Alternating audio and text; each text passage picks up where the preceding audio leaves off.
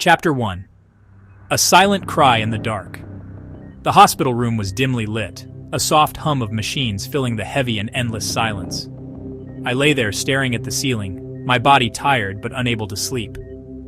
The sterile smell of disinfectant and the coldness of the sheets were reminders of where I was, a place where time seemed to stand still. I had been in and out of the hospital for over 2 months now, and each visit was a painful reminder of how far I had fallen. I wasn't just physically unwell, my spirit was deeply bruised, worn thin by the weight of guilt, shame, and hopelessness. It was a bitter irony that a man who had spent his life preaching about faith and resilience felt so hollow inside. Here I was, a missionary pastor, supposed to lead others out of their darkness, yet I couldn't even see a sliver of light in my own. My faith, once a sturdy pillar, had crumbled like dry clay, and I found myself questioning everything I had believed. How could a man who had seen the transformative power of God's love so many times now feel so utterly forsaken? The isolation was suffocating. My marriage was unraveling, my health was in shambles, and I felt utterly alone. The worst part wasn't the physical pain or the separation from those I loved. It was the feeling that I had somehow failed God. I had failed as a pastor, husband, and man of faith. I had preached about God's goodness, about His ability to heal and restore, yet here I was, drowning in despair. Every sermon I delivered and every word of encouragement I gave others felt like cruel mockery now. How could I tell people to trust God's plan when I couldn't even trust it myself? One night, as the shadows of doubt pressed in, I found myself praying. Not the confident prayers I had offered so many times before, but a raw, desperate plea. I didn't ask for healing, restoration, or strength. I asked God for one simple thing, to let me feel His presence once more.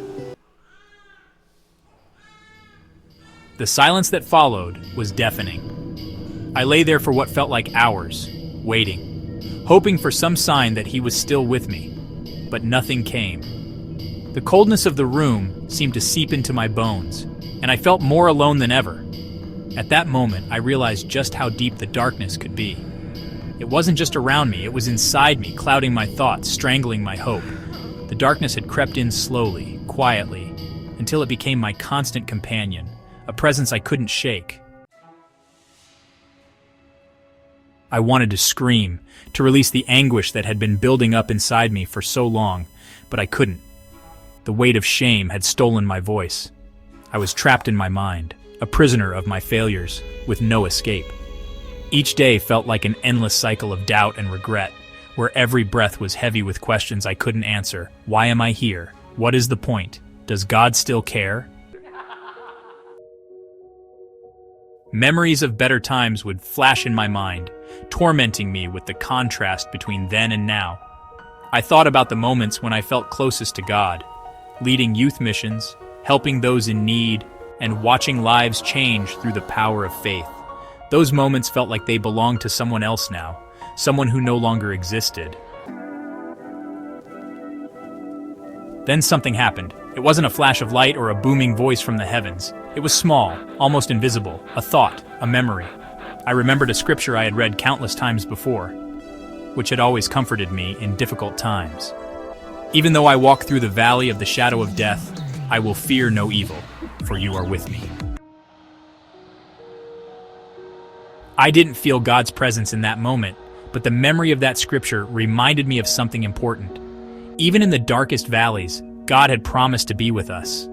He hadn't promised that we wouldn't walk through the valley, only that we wouldn't walk through it alone. I clung to that thought like a lifeline. It didn't immediately lift me out of my despair, but it gave me something to hold on to and reminded me that, despite how I felt, I wasn't truly alone. But the days that followed weren't any easier.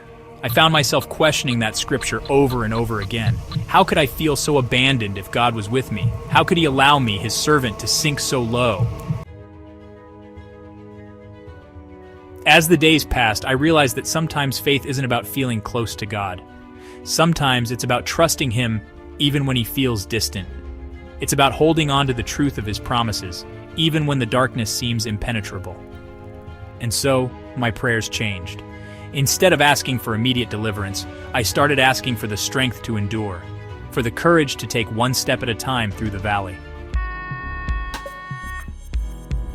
I began to see the tiniest flickers of light, kind gestures from strangers, a phone call from a friend I hadn't spoken to in years, a quiet moment in the early morning when, for a brief second, the world didn't feel so heavy. These moments weren't dramatic or life-changing on their own, but together, they formed a thread of hope I could follow out of the darkness. That was the beginning of my journey out of the darkness. It wasn't a quick or easy journey. There were days when I felt utterly lost and doubted whether I would ever see the light again. But slowly, step by step, I began to find my way back. The darkness didn't disappear all at once, but I started to believe, for the first time in a long time, that maybe, just maybe, there was. As the first rays of dawn break through the darkness, a new chapter begins.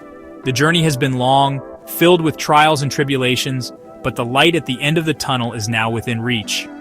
Gap 2. S. I want to take a moment to thank you for being here. This journey is not one that should be taken alone, and your presence means more than words can express.